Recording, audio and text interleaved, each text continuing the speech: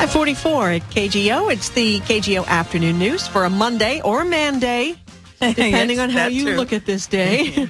I'm Chris Bretcher, sitting in for Brett Burkhart, and oh my, we have two women here on Man Day. And Rosie Allen is here with more news. The long-awaited California Foreclosure Prevention Act went into effect today. It is hoped that this bill will let homeowners in various states of default stay in their homes.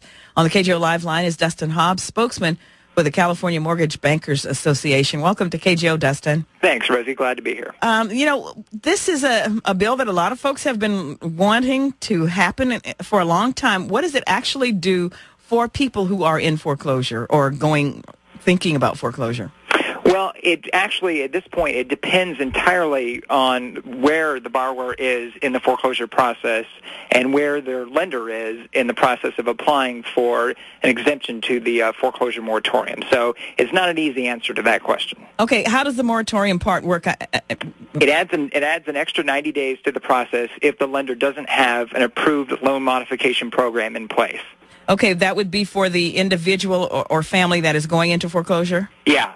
It's a great way that the state is designed to give them some proof that lenders and servicers are doing their best to keep families in homes when possible. Okay, so this is just like a proof sheet, if you will, to save a family or to help a family who might be going into foreclosure. It's more than that. It provides tangible proof to the legislature and the governor that lenders and servicers are making good on their word. Now, what do you do with this extra 90 days? Is this a chance to come up with some more money or different financing? All of that.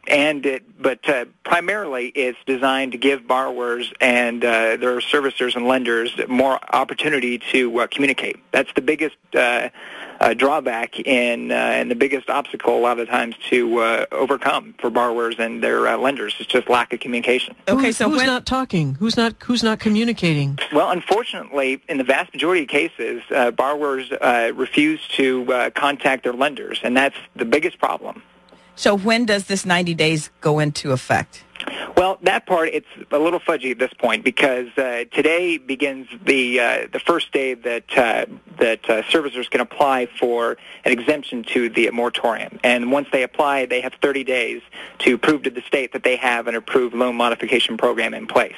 And so once those 30 days are up, then we'll know. It's just too soon at this point to know the impact of the moratorium because we just don't know what servicers are going to be approved for the exemption and what won't. Who would institute the process, the borrower or the lender?